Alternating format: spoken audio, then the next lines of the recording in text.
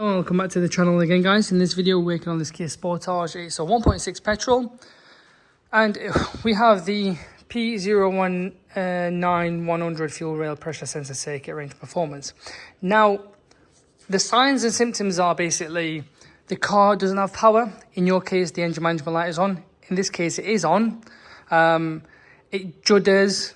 There may be just no power at all. Maybe it's misfiring. These are the signs, guys.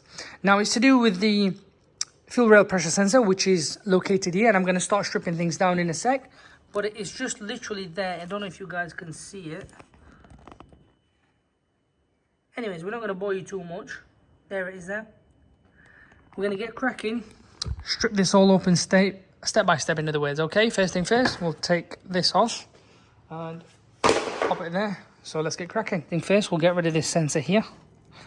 Take the sensor out. So now this is left with this. And we have to be very, very careful because we're going to take this manifold off because it's behind this here. And we're going to do these here as well. It's a size 10 bolt.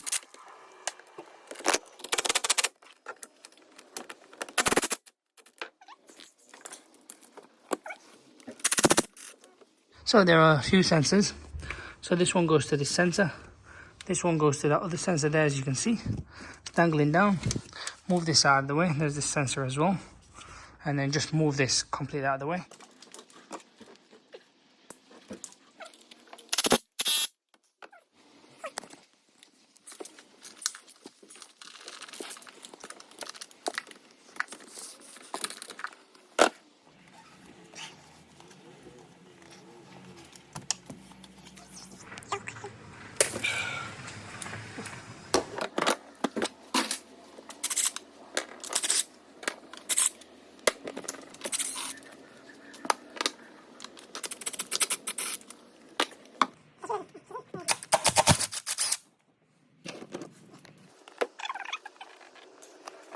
So we're going to take this piping off as well.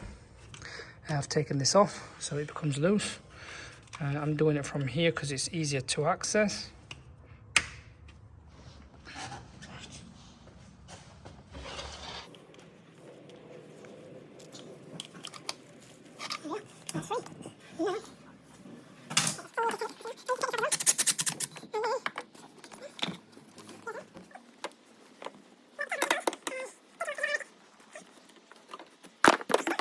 Now we have the throttle body. As you can see, we are kind of limited into how much we can move, so we're going to take this off as well, so we are kind of free.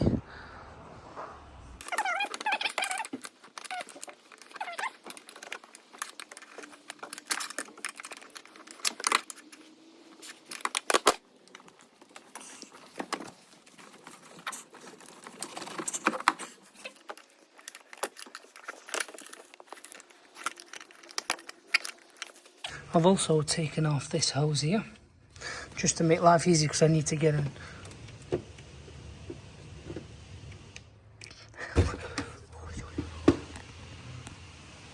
Oh, quite a bit of a tricky situation. I know I was going to take that off, but it's just not worth it. Anyways, I've taken off the throttle body to realise that there is another bolt just there underneath. So we're going to try and get to it. It's a bit of a tricky one because I can't see it. And I don't have the front end off, and I don't recommend taking the front end off, guys. But this is the way we're going to do it.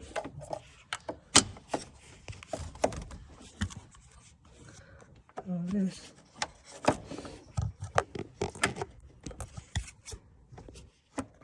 Where we need to be. Finally, guys, that was a bit of a ball ache, so it has all come off, luckily, as you can see. All bolts are loose, and that's the fuel rail pressure sensor right there, guys. So we'll just not do anything more. We're not going to damage or pull anything more, but we'll get to it. Right, guys, so everything's pulled back. I'm using the 27 spanner, and then there you go. Just make sure you do it steady, guys. You don't do anything too hard because you may damage the rail. We're not changing the rail in this case. We're only changing the rail pressure sensor. Moment of truth, guys. So I couldn't really give you a part number, but this is your part number for all those out there. This is a 2017, yeah, it's a 2018 68 plate. Sportage 1.6. That's where the fuel rail pressure sensor is, guys. It is a bit of a headache, but yeah, finally got there. And we do have one here that's been bought from Bullseye. It was a special order as they didn't have it in, but as we can see, it's all same scenario. It's not actually, this is different. What a day, because the thread is on this and there's no thread on this, so even the pins are different. So my bad, guys, this is the wrong one. This is why I'm always like, get original OEM. I think we're going to ring dealership, main dealer, ask for parts and order the same one, or I'll look up that part number there and I'll order the right one. Also, please buy some gaskets as well, so manifold gaskets. So get rid of these and add some new gaskets, guys, because it will leak air through that way. So fast forward, guys, a few days later, because the part were on special order by Kia themselves, and funnily it was so much cheaper at Kia than at Bullseye or eBay. This was only like 83 quid, and the gasket was about 20 something quid, including VAT and whatnot. So yeah, ordered genuine, which I always recommend, and we're gonna start doing the reverse game. So everything's been put back together, guys. I know I'm missing the screw, which I'll sort in a sec, but everything's there where it should be. I always say check the pipings, make sure everything's in its place, no loose wire, because over time it'll cut and it'll cause you more a headache. So what we're going to do is we're going to plug the machine in again. Oh, don't worry about none of the others, because we've unplugged sensors. So if you unplug sensors, that's the sort of result you're going to get anyway. But as you can see, there is no more faults, guys, and we'll run the engine. As we said, take it for a little drive, and hopefully this is curing it. So everything's smooth. And I'll do another full scan as well, just to be sure. No faults. Let me pause it there. We'll go for a drive in a sec as well. Make sure it's all smooth from that end.